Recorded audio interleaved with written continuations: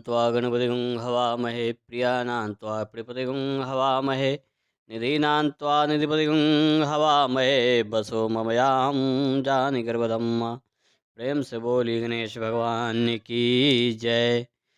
चैत्र संकष्टी गणेश चतुर्थी व्रत का सभी श्रोतागण कथा श्रवण करते हैं। सतयुग में मकरध्वज नामक एक राजा हुए थे। वे परम प्रजा पालक थे। उनके राज्य में सभी लोग सुखी और समृद्ध जीवन व्यतीत कर रहे थे। सभी वर्णों के लोग अपने धर्म का पूर्ण निष्ठा से पालन किया करते थे। प्रजा निरोगी और स्वस्थ जीवन व्यतीत करती थी। प्रजा में चोर और डाकू आदि का कोई भय नहीं था। नगर में रहने वाले सभी लोग उदार, दानी, धार्मिक, बुद्धिमान और सुंदर थे। इतना सुंदर राज्य होने के पश्चात राजा पुत्र सुख से वंचित थे। पुत्र रत्न की प्राप्ति हेतु उन्होंने कई यत्न किए, अतः महर्षि याज्ञवल्क्य की कृपा से उन्हें पुत्र धन की प्राप्ति हुई। पुत्र रत्न की प्राप्ति होने पर राजा की खुशी का कोई ठिकाना नहीं रहा। अब वो अपने राज्य का संपूर्ण कार्यभार अपने मंत्री धर्मपाल को सौंपकर विधिवत प्रकार के खेल खिलौने से अपने राजकुमार का पालन पोषण करने लगे। यह राज्य का शासन अपने हाथों में आ जाने से मंत्री धर्मपाल धन धान से संपन्न हो गए। मंत्री महोदय को यह एक से बढ़कर एक पुत्रों की प्राप्ति हुई। सभी पुत्रों का विधि विधान से पूरे हर्षोल्लास के साथ विवाह संपन्न किया।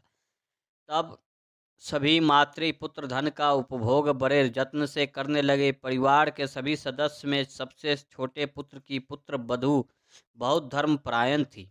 वो भगवान गणेश की परम भक्त थी। चैत्र माह के कृष्ण पक्ष की चतुर्थी आने पर उसने भगवान गणेश की पूर्ण श्रद्धा से आराधना और पूजा की और उनका व्रत अनुष्ठान भी किया। पूजन और व्रत से विचलित होकर सास अपनी पुत्र बहू से कहने लगी, अरे कि क्या तंत्र मंत्र द्वारा मेरे पुत्र को अपने वश में करने का उपाय कर रही हो।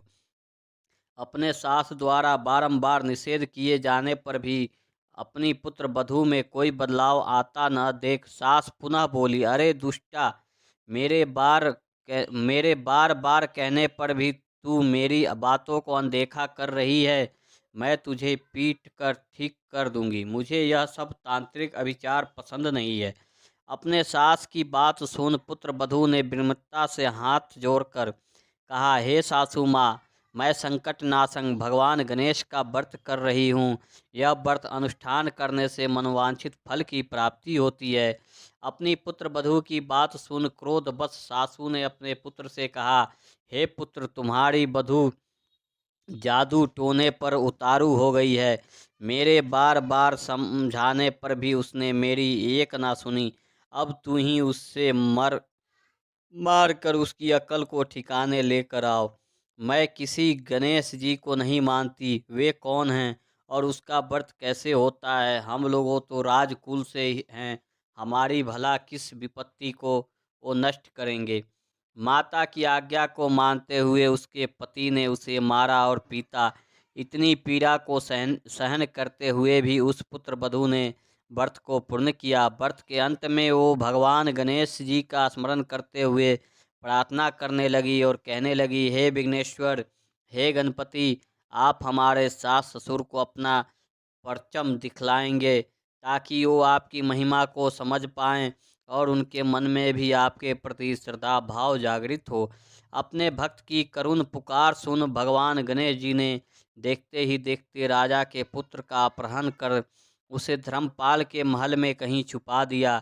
उसके बाद राजकुमार के सभी वस्त्र अलंकारों को उतारकर राजमहल में फेंक दिया और खुद अंतर्धान हो गए। इधर राजा ने प्रेम पूर्वक अपने पुत्र को पुकारा, किंतु उन्हें कोई प्रत्युत्तर नहीं मिला।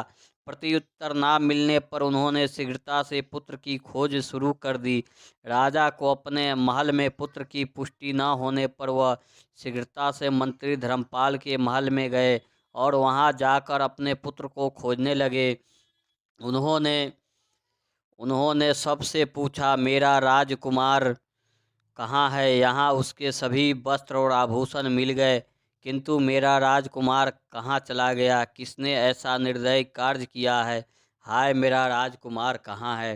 राजा की व्याकुलता धीरे धीरे अब बढ़ने लगी।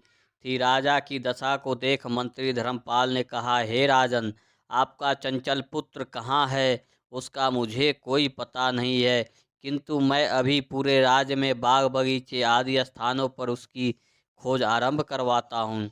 उसके बाद व्याकुल राजा नौकरों सेवकों आदि से कहने लगे, हे अंगरक्षक सेवकों, मेरे पुत्र की शीघ्र पता लगाएं।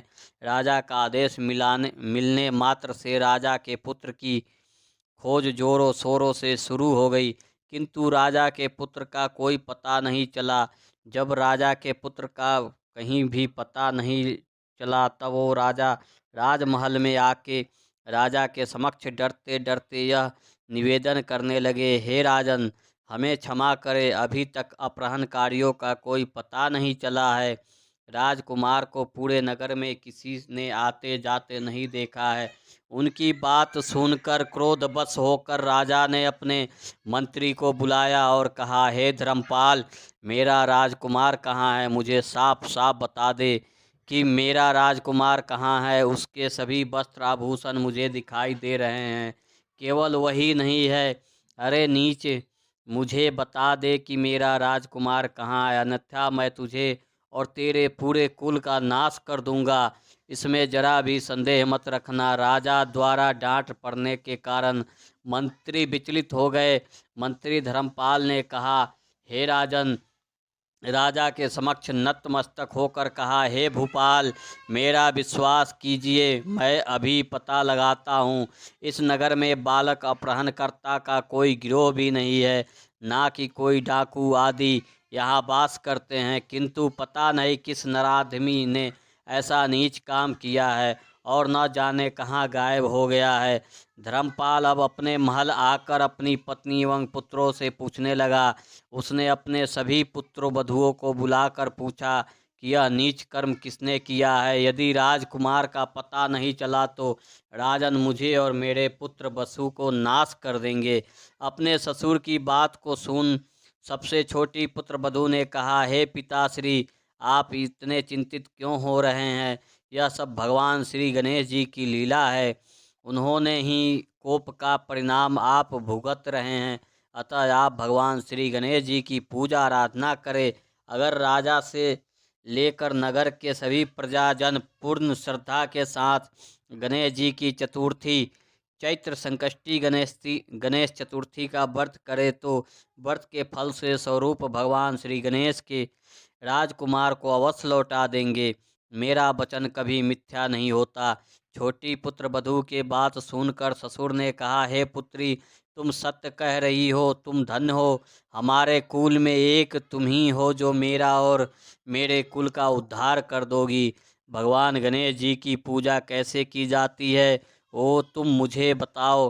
हे सुलक्षणी, मैं मंद बुद्धि होने के कारण भगवान गणेश के व्रत का महिमा नहीं जानता हूँ, अतः मुझ पर और मेरे परिवार को अपने किए गए अपराध की क्षमा दे कर राजकुमार का पता लगा दो। तब सभी लोगों ने भगवान श्री गणेश जी का कष्टनाशक चतुर्थी व्रत अनुष्ठान किया। राजा सहित सभी नगर जनों ने गणेश जी को प्रसन्न करने हेतु व्रत का अनुष्ठान किया। सभी के व्रत अनुष्ठान के प्रभाव से गणेश जी प्रसन्न हो गए और देखते ही देखते सभी लोगों के सामने उन्हें राजकुमार को प्रकट किया। राजकुमार को अपने समक्ष देख राजा सहित सभी नगरवासियों की खुशी का कोई ठिकाना न रहा। वो सब राजकुमार को आश्चर्यचकित होकर देखने लगे। राजा अपने पुत्र को पुनः प्राप्त करके खुशी से फूले नहीं समाये रहे थे। भगवान गणेश की लीला को देखो नतमस्तक होकर कहने लगे, भगवान गणेश जी आप धन्य हो और धर्मपाल तुम्हारी छोटी पुत्र वधू भी धन्य है, जिसकी कृपा से आज मेरा पुत्र यमराज के वहाँ जाकर भी दोबारा लौट आया।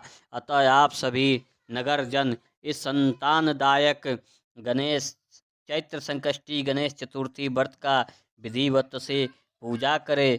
श्री गणेश जी बोले, हे माता, इस चैत्र संकष्टी गणेश चतुर्थी व्रत से बढ़कर इस लोक में तथा सभी अन्य लोकों में और कोई व्रत नहीं है। इस चैत्र संकष्टी गणेश चतुर्थी कथा का श्रवण युधिष्ठिर ने भगवान श्री हरि कृष्ण से सुना था और इस चैत्र माह के कृष्ण पक्ष को आने वाली चतुर्थी का व्रत करके उन्होंने अपने खोए हुए राज को फिर से प्राप्त किया था।